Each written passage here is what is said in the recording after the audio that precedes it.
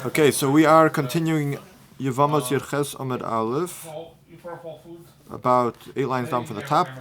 Right, we're in the middle of the sugya from last week. Benogea to Zikah, right? Yesh Zikah in Zikah. It's going to be discussed more in length later in the Masechta, but we already put it up over here in the last Amud. What does that mean? Again, just briefly, we have the din in the Torah that a woman who falls to yibum, right? She is a Yevamos, she shemeres Yavam, meaning there's a mitzvah of yibum or chalitzah, and until something happens, she's not allowed to marry l'shuk, which automatically brings up that there's some level of connection between her and the brother who's alive.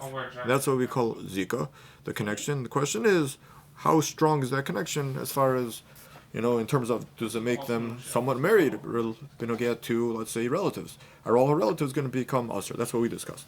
So that was a machlokes. If her relatives become usher, and the way the machlokes was expressed is after, in the event that she would die without a yibum or chalitzah, so her relatives may be usher to the yavam as if she was married to the yavam. So that was the machlokes. So the Gemara right here, whole reason why it's brought here is because of this next piece of Gemara that's going to bring a right from our Mishnah to this question. Says the Gemara, Mosiv Ravuna Barachia, V'chuna Barachia asked the Kasha, Osaba Maimer Umeis Shnei Chaletzes V'lomis Yevamos. Our Mishnah at the end said that in the event where you had the situation of Ishas Achiv Shelo hayah B'olamo, and what happened was you had the 3 brothers, Reuven died, Levi was born after Reuven's death, but there was also Shimon who was alive with Reuven. And we said that if Shimon did not fulfill the full yibum, but he did a maimer, and then he died, so his wife, who was not an Ishes Achos, his wife, Levi, would do chalitzah, not yibum. Because again, we said that we view it as if his wife and the Ishes Achos were Tzaros through Maimer, but Maimer is only the Rabbanon, so therefore it's not a full Tzara to pater his wife, and therefore the chalitzah is done. The question is, Taimad of a Maimer. It implies in the Mishnah only because the Maimer was done, Halav of a Maimer, without the Maimer, Shnia Nami Yivum Miyama. It would sound like Shimon's wife would do Yibum. So if you go look at Rav Yehuda on the bottom of the previous Amos, Zikah Asher's relatives as if they're married, so then we shall view the Reuven's original, right, Reuven's wife and Shimon's wife as if they're Tzaros through the Zikah. The Zikah should make that strong connection that they're married. She's married to Shimon. Shimon already is married to Tzaros. So now you've got 2 Tzaros together. She should become usher to Levi without the Maimer. So Tzaraya to Rav Huna, Omer Rav, Kashan Rav Yehuda. Says the Gemara, Omer Rabba. So Rabba responded, "Who hadn't dafal gav the law of a b'maimer shniyam mechos chol tzivim milad miyam." The Gemara, the Mishnah should not be taken with that implication, even though there was no maimer, it would have the same halacha. Why did Tani maimer? So why did it say in the Mishnah maimer? Lafuki mi beishamai da amri maimer koina kinyan gomer kamash malon. So here we're being introduced to maimer. We already had it a few times. I always brought it up as maimer is a derabanan, right? Midaraisa you do yibum. That's all it is, right? But the Gemara brings, we'll have it much later in the Masechta. Rabbi Shami's shita is that maimer is more than just a derabanan kedushin creating, all these situations chalitzah v'lo yibum, or some little middle level. No, he holds maimer's konan kinyan gomer. Now we'll see, it's not so pashut to explain Beishamai like that later in the Masechta, but we're working with that understanding of Beishamai that maimer is konan kinyan gomer. And therefore, in this situation, what the Gemara is trying to say is, the woman who falls to yibum, right, the Eishes Achos in our Mishnah, falling to Shimon, being that Shimon de Maimer, even though he died without a yibum, would cause Lefi Beishamai that his wife, the Tzara, is pater without any chalitzah to Levi. So Maimer basically would be equivalent, satisfy the yibum, would be equivalent to yibum, making them Tzaros without any yibum chalitzah. Right, so again, I'm saying it's not so pasha. We'll see later, but that's what the Gemara is trying to at least have a comeback to explain the shita of Zikah is not necessary. Right, the Zikah is there without the maimer, and therefore, like Rav Yehuda, you could say chalitzah v'lo yibum without the maimer. Okay. Now that we have the sugya, we're going to work through it with other rayas. Isve Abaye, Shnei Achim Ba'olam. Here's a brayso. Two brothers. Echad Ba'olam Echad Umeis Echad Mihan. One of the brothers dies. B'loy Vlad. All right. So there's yibum on his wife. V'omen Hasheni Hazel Asus Maimer B'Yivemtoi. So now the second brother goes to do maimer, which is what he's supposed to do before the yibum. V'lo hispik lasas b'maimer ad shenolo lo yach. Before he has a chance to do the maimer, a third brother is born. So in our setup in the Mishnah, Reuven, Shimon, Levi, same setup. All right, Levi is born before the maimer of Shimon. Umeis, and then Shimon dies. So he didn't end up doing maimer. Mamish, the case we're looking for. This is Rav Yehuda, Rav Huna's case. Basically, the way the Gemara was trying to set it up. It's a situation where maimer was not done, but it's the case of the Mishnah. And if you hold the Zikah, you should end up saying, like Rav Yehuda, that Shimon's wife is an Tzaros. If you hold ein Zikah, she's not. If you hold the first way, there's no yibum or chalitzah. If you hold the second way, there would be chalitzah. Actually, it would be more of that. It would be chalitzah and yibum. The first way, it wouldn't be yibum or chalitzah if you hold that the Zikah is so strong that it makes them mamash like Tzaros. If not, it would be chalitzah without yibum. So the Brayso says, Harishona yotze mishum eshes achos b'olamo. That's simple, right? That's eshes achos b'olamo. She was Reuven's wife, and Levi was not in the world at the same time as Reuven. Ushenia oichaletz zamis Yevamos. The second one has chalitzah or yibum. Shimon's wife. V'yamri esh Zikah havilat Tzaros eshes achos b'olamo maybe Zikah. So this is peferish. There's no way to get out of this one. Peferish brayso that we don't say Zikah would accomplish that the two women, the Ishtah would become a Sarah to Shimon's wife, even though there is this Zikah that's going to answer relatives according to Yehuda. How is that possible? So that's Gemara. You're right. Hamani Rabbi Meri. There's no way to get out of this brayso. This brayso for sure holds Zikah to the extent that Rav Yehuda. What carbon would they bring? Should say Zikah. The brayso, it's not saying Zikah, it's saying Ein Zikah in regards to the Tzara, Shimon's wife not becoming a Tzara of achos b'olamo is the opinion of Rabbi Meir. Anyways, we had said before, right? If you remember, we said there was a machlokas tanaim about Yishdik and Zikah. They're just passing them within, taking them further between two brothers, one brother. But it really goes back to the tanaim. So we don't have a problem with saying Mani or Mary. And as Rashi points out later in the parak, we're going to find this brayso ends off with Divrei Rabbi Meir. So it's not like out of the blue we're going to say it's Rabbi Meir. The brayso ends off like that. So we're going to say, okay, apparently Ramir Shita is Ein Zikah. It's not a kasha on Yehuda. He holds like the other Tana. Says the Gemara, but that is a problem because Haman Ramir, he don't Ein Zikah, means severely the Ramir Ein Zikah. But I'll show you the Ramir is of the Tana that don't hold Ein Zikah. And still, even within not holding Ein Zikah, he's still saying this brayso that they don't become Tzaros. That's a big contradiction. So where do we see Ramir doesn't hold the Zikah? Where do we see Ramir holds the Zikah? So this is the Mishnah later, third parak. It says 4 brothers. 2 of them are married to 2 sisters. Umeisu hanasuin ha'achos. 2 married to the 2 sisters die. So you have 2 sisters falling to 2 brothers.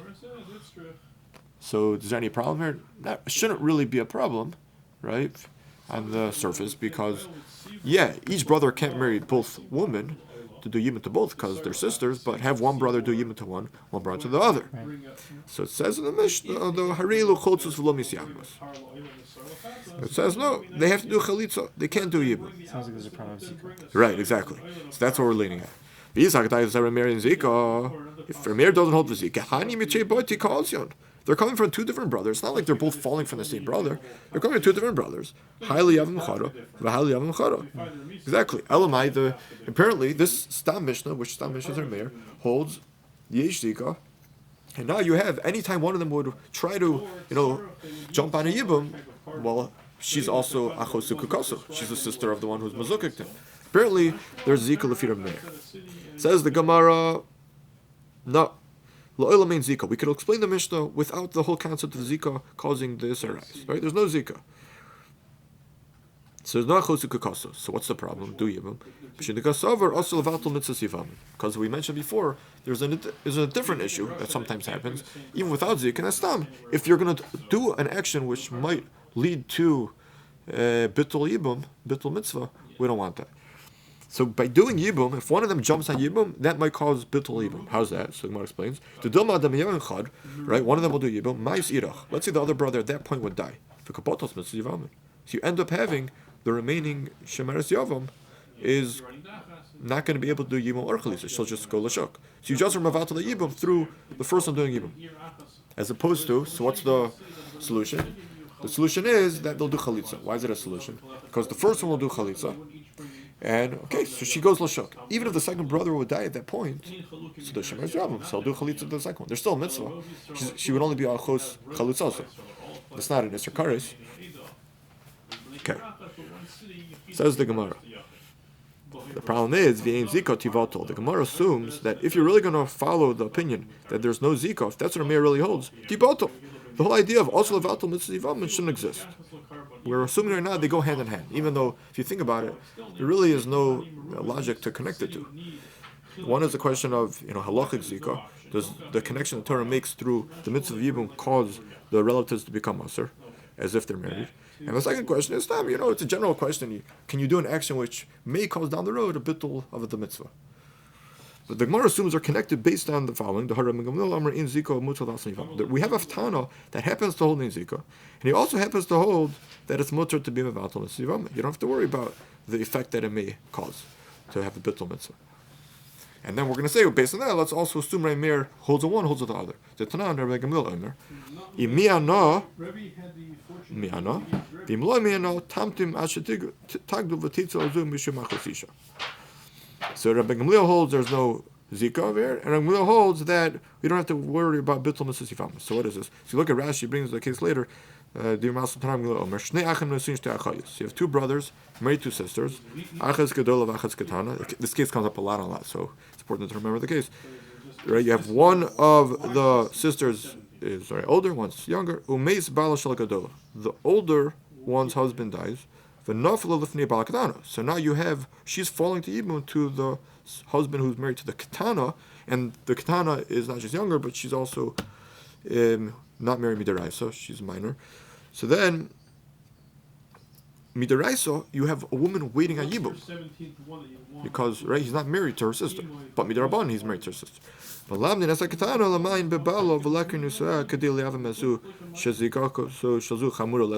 So we teach the katana, his wife, to do miyun, right? And then miyun accomplishes, we said once, retroactively lemafresh, the marriage is off, causing that he was never married to her. He was just living with her without, outside marriage. That's what we look at it.